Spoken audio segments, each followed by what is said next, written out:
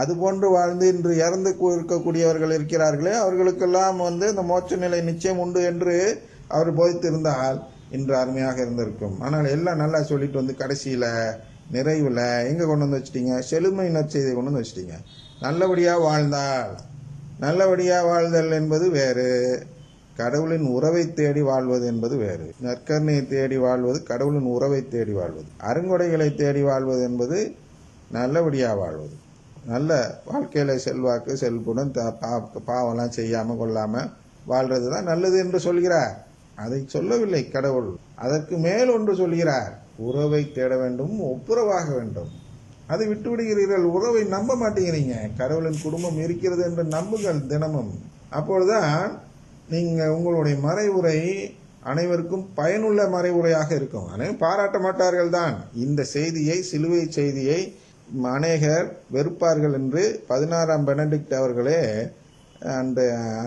அந்த ஊடகத்திற்கு கொடுத்த அந்த பேட்டியில் கூறிவிட்டார். நாங்கள் ஏன் கம்மியாக இருக்கிறோம் ஆப்பிரிக்காவில் என்றால், அங்கே அந்த செழுமை நற்செய்தி போதிக்கப்படும் பொழுது நாங்கள் சிலுவை நற்செய்தியை போதிக்கிறோம். எனவே இதை ஏற்றுக்கொள்பவர்கள் வெறு சிலர், அதனால் நாங்கள் குறைவாக உள்ளோம். செழுமை நற்செய்தியை போதிக்கக்கூடிய அந்த சபைகளுக்கு தான் அதிக ஆட்கள் இருக்கிறது.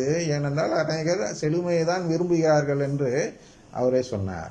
அதுபோன்றுதான் நான் என்ன சொல்கிறேன் என்றால், உங்களுடைய மறைவுரை செழுமை நற்செய்தியை போதிக்கும் பொழுது அநேகர் உங்களை பாராட்டுவார்கள். அதை தேடி போகாதீர்கள். சிலுவை நற்செய்தியை போதிக்க வேண்டும், இந்த உறவை எடுத்துரைக்க வேண்டும், ஒப்புரவை கூற வேண்டும், நற்கருணை எடுத்துரைக்க வேண்டும்.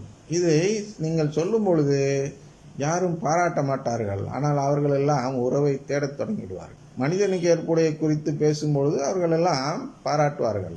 கடவுளுக்கு ஏற்புடைய குறித்து பேசும்பொழுது யாரும் பாராட்ட மாட்டார்கள்.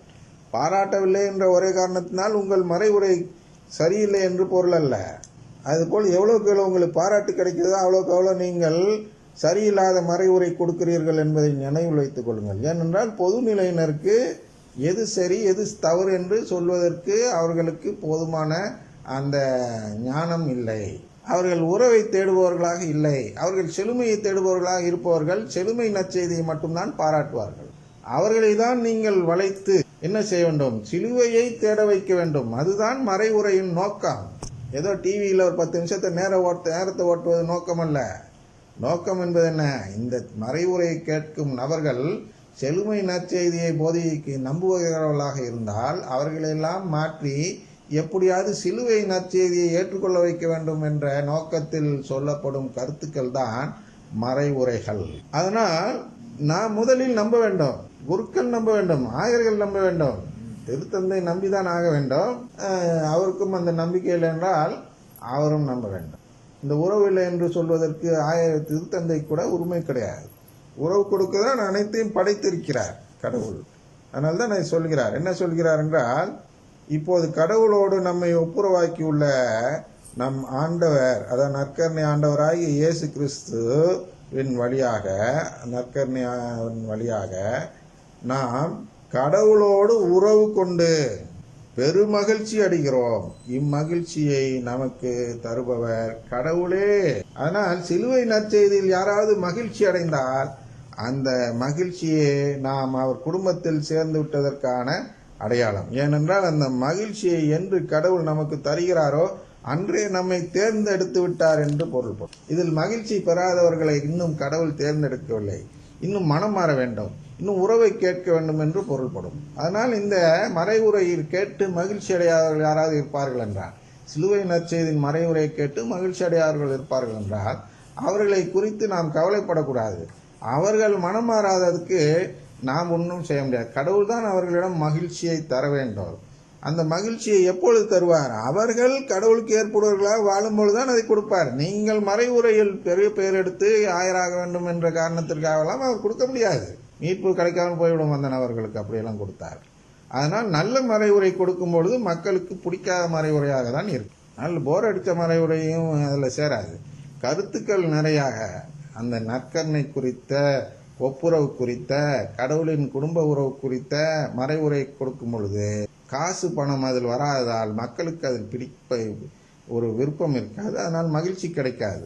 ஆனால் இந்த மகிழ்ச்சி இக்னாசியார் சொல்லியிருக்கிறார் அல்லவா, டிசான்மெண்ட் என்ற ஒரு புத்தகத்தில் என்ன சொல்லியிருக்கிறார்? என்றால் எல்லா மகிழ்ச்சியும் கடவுளிடமிருந்து வருவதல்ல. அதை நாம் டிசைன் பண்ணி கண்டுபிடிக்க வேண்டும். அதை ஆராய்ச்சி செய்து முடிவெடுக்க வேண்டும், எது கடவுளிடம் இருந்து வருவது என்று ஒரு புத்தகமே எழுதியிருக்கிறார். அதுக்கு சட்டங்கள்லாம் எழுதியிருக்கார். இப்படி இருந்தால் அது கடவுளிடம், இப்படி இருந்தால் அது இல்லை, அப்படிலாம் இல்லை. எல்லா மகிழ்ச்சியும் கடவுள் கொடுப்பார் என்று நாம் எதிர்பார்க்க கூடாது என்று இன்னாசியார் ஒரு புத்தகமே எழுதியிருக்கிறார். அதுதான் மகிழ்ச்சி.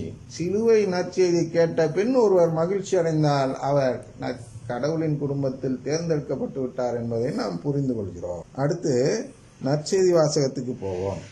இன்றைய நற்செய்தி வாசகமும் ரொம்ப முக்கியமான கருத்துக்களுடைய வாசகம் தான் எடுத்திருந்தார்கள். கருத்தெல்லாம் நல்லா எடுக்கிறார்கள் வேளாங்கண்ணியில். அதை எடுத்துரைக்கும் பொழுதுதான் அது செழுமை நற்செய்தியாக மாற்றி விடுகிறார்கள். அதுக்கு என்ன பண்றது? ஆனால் அதை சுட்டி காட்டவில்லை என்றால் இங்கே இது நம்ம இந்த இதில் சொல்லப்படுவதும் வீணாகி விடுகிறது. அதே செழுமை நற்செய்தியை இங்கேயும் சொன்னோம் என்றால் என்ன பலன்? ஆனால் எங்கெல்லாம் செழுமை நற்செய்தி போதிக்கப்படுகிறதோ அங்கெல்லாம் நம்முடைய கடமை என்பது அவர்களை திருத்தி அமைக்க வேண்டும் என்பதுதான். ஏனென்றால் ஒருவர் மூலமாக பலர் கெடுக்கப்படுகிறார்கள். செழுமை நற்செய்தியை உள்ளே நுழையக்கூடாது. திருச்சபை சிலுவை நற்செய்தி மட்டும்தான் போதிக்கப்பட வேண்டும். அதைதான் அந்த 16ஆம் பெனடிக்ட் திருத்தந்தை அவர்கள் நம்பினார்கள். திருச்சபையில் சிலுவை நற்செய்தி போதிக்கிறார்கள் என்று. ஆனால் இங்கே உள்ள குருக்கள், குறிப்பாக நம்ம தமிழகத்தில் உள்ள குருக்கள் என்ன செய்கிறார்கள், அல்லது இந்தியாவில் உள்ள குருக்கள் வேண்டுமானால் எடுத்துக்கொள்ளுங்கள், செழுமை நற்செய்தி நோக்கி தான் போகிறார்கள்.